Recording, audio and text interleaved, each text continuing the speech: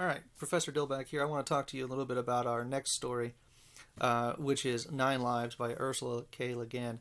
And if you've never read anything by Le Guin, I would highly encourage you use some of your free reading time, find some stuff by her. Her fantasy work in particular is really wonderful. If you've never read the Earthsea books, that's worth a read.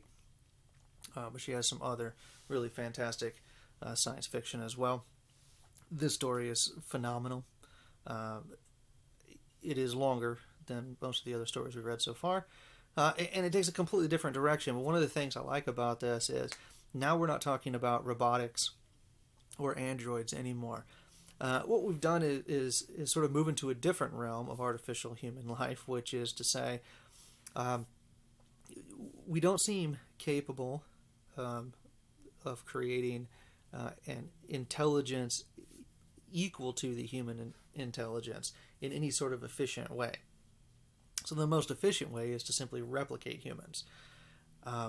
The interesting thing, of course, is this butts up against some of the ideas of overpopulation that we see in science fiction and that we've already seen in some of the science fiction, which is so many people you have to get off world. Why do you need to create clones? So there are some interesting ethical things that come up anytime you have these science fiction representations of clones, and of course those ethics apply to actual genetic bioengineering and cloning as well, right? And one of the anxieties, of course, early on with cloning, when it became apparent that we were developing this technology and that it could someday hypothetically be applied to, say, cloning an entire human being, one of the central anxieties became how much of an individual is contained within that genetic material. That is, if you make a direct clone of somebody, what exactly do you do to the individual that you've cloned, right? Is there personality contained within that genetic material? Is there consciousness contained within that genetic material? So do they become aware, for example, that they're a clone of someone else?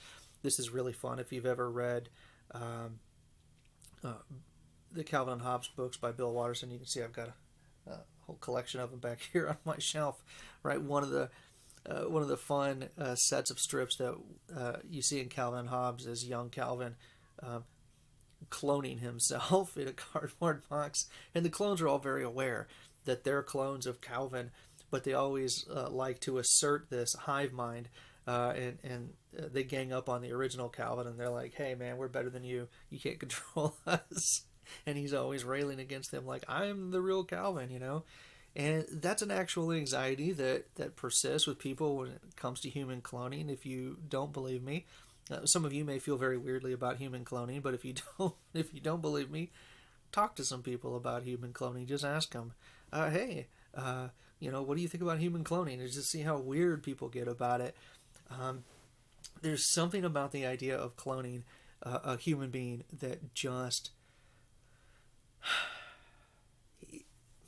it's inexplicable, but it creates this anxiety inside almost everybody about what that means. Well, there's only one of me, right? I'm unique. I'm an individual. Of course, we have all these examples of identical twins, none of whom have struggled. I mean, they struggle with some identity issues when people can't remember their names and keep them told apart and things like that, but nothing to the extent that we see in science fiction. These ideas of sort of empaths, right, where if you've got identical twins who are separated by great distances, and one of them feels physical pain, the other one feels physical pain, those kinds of things that get played around with in science fiction. That was a popular idea on the X-Files series. Those kinds of things would happen. We don't see a lot of scientific evidence of those kinds of issues. And it's what Le Guin is dealing with here in this story, right? We have the two individuals, Pugh and Martin.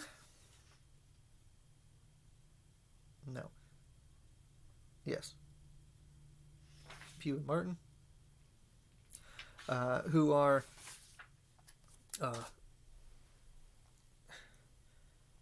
on this outer planet Libra, and they've got a mining operation, and they are awaiting delivery of an excavation crew, and that excavation crew is a crew of clones. And the scenario that's set up for us is what happens to two actual humans. Just bear with me, right? I'm going to use that term. Natural humans who exist in this isolation together for a long period of time are confronted with these clones. So you have actually 10. Now this is extreme, right? Because we have identical twins. You might end up with triplets, things like this. Here you have 10 identical people. They have childhoods that they remember, but they were always together. And there is an exploration of not only their behavior, but their thoughts. Now it's interesting because there's not a lot of distinction between the males and females here. You have 5 male, 5 female, and they make them that way on purpose, but they're sterile, so the females anyway, so they can't breed. There's a lot of weirdness involved. I say weirdness, I don't mean that in a derogatory sense, pejorative sense. But there is some weirdness involved here in the sexuality that gets brought up, right? But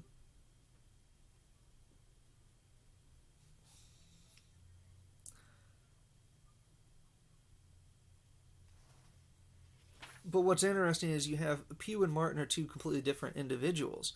They have different skin tones, different physical builds. They speak with different accents. They have different heritages, right?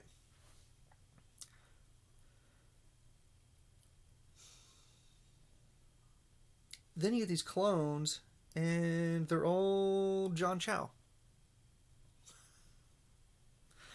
And why were they chosen?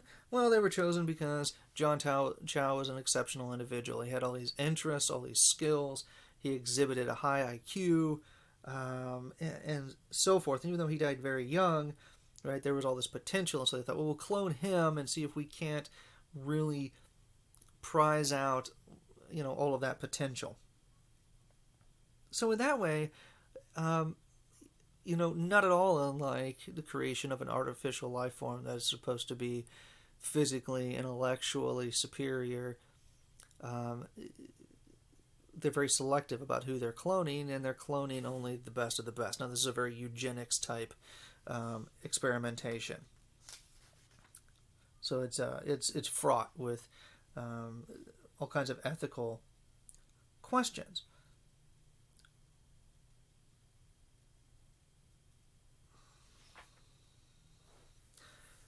They're done this way, according to the clones, because they create such a good team. They don't argue. Now, the question is put to them, well, how much of what you feel does the other feel, and can you read each other's thoughts? And they're like, no, nothing like that, right? But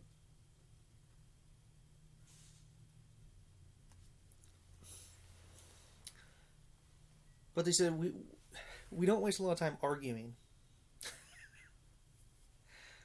Because when we're all given the same scenario, when we're all given the same information, our brains tend to lead us to the same conclusions. We come up with the same plans, the same ideas, the same responses to stimuli, which suggests very strongly a kind of neural programming, right? That this is the way the human brain works, that we all have a certain sort of neural programming, and that when we're fed a scenario, we're fed stimuli, we respond to it, think through it in certain ways. And so that if there were 10 of me, all 10 of me would respond the same way. And so you see in the story, right, that they all incline their head the same way. when they're listening to a conversation. They all raise their hand at the same time when they're waving goodbye. Um, to very interesting little social kind of tics where they don't greet each other because they don't need to. Because they recognize when they look at the other John Chow, well, that's just me. I don't have to be polite. I don't have to play social games. I don't have to say hello to you. I don't have to ask you how your day is. I don't have to say goodbye to you. We don't need to, all of those kinds of things. And it drives Pugh and Martin crazy in a way once you're down to the single clone, once the other 9 have died, because he doesn't know how to be part of a society because he's always been a society of 10, right? The argument is that there is some real value to our isolation as individuals that forces us to learn to cooperate with different people. And that this cooperation has advantages, right? The clones themselves bring it up. Well, we don't have the advantage of all this collaboration of different ideas, but we make up for it with efficiency. So, 10 individuals may get together and collaborate and come up with some really great creative strategy, but by the time they're done coming up with that, we've executed our plan. We don't have to collaborate. We're all thinking exactly the same thing, and we're all on board. We don't have to be convinced, right? We just go. The downside to that is what happens in the accident, right, where they all respond to the accident exactly the same way, and instead of scattering in different directions and some of them getting out of the cave and some of them not, they all run the same direction and they're all trapped inside the cave. Emphasizing, according to Pugh and Martin, their lack of creativity. This is a big argument being made by Le Guin, right? Which is that the tremendous advantage of humans over artificial life forms, whether robots, androids, clones, is creativity, effectively, right? That there's no way to simulate that, because the only way it happens is through this natural interaction of conflicting ideas. But when you've got an artificial life form, the programming prevents that kind of creativity and collaboration.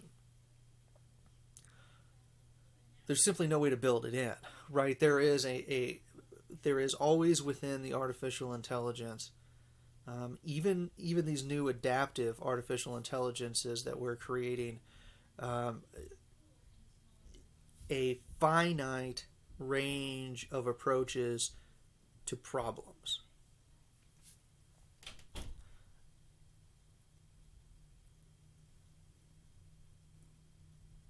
So what ends up happening is that the individual who survives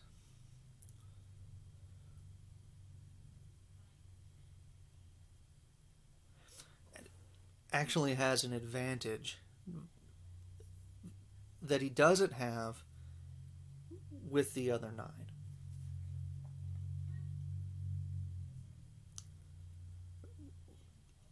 That he actually, right, has more potential, more capacity as an individual separated from the other clones, because now he is able to fully integrate into human society. And you see at the end of the story, he doesn't want to be a part of this expedition with the next crew of clones.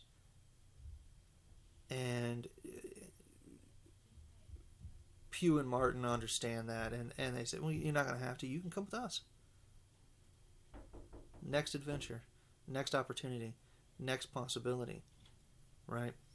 So, I think in a lot of ways, right, the clones here represent the same thing that we see with the robots and the androids, but they represent a different set of anxieties that we have because of a new technology that's emerging, which is this genetics, biogenetics, and genetic cloning.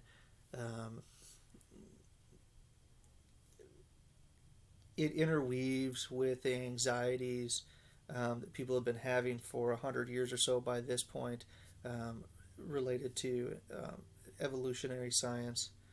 Um, right, fundamentally, it's the same anxiety that people feel relative to uh, evolutionary biology. Well, if I'm descended from um, earlier life forms, what makes me special? Um, right, and this anxiety that if that's the case, right, if we've evolved from previous life forms, there is a post-human life form coming. Is it a robot? Is it an android? What does it look like? And we'll have a whole section that we look at this evolutionary anxiety, because it's a really fun area of science fiction. But the next story we're going to look at after this one, from Ted Chiang, this exhalation, looks at this post-human in a very real sense post-human, because the humans are no longer, right. So I think it's very interesting. Um, and I think in terms of when you look at science that's happening right now, some of the genetics and genetic modifications and things that are happening right now, and cloning and so forth, is a really interesting area. And the science fiction helps us weed out and sift through and address some of the anxieties that we have relative to those emerging technologies. So hopefully you enjoyed Nine Lives. It's a kind of deep read, but it's also a really exciting story, right? And I think it transitions nicely into Exhalation by Chiang. So let's take a look at that one.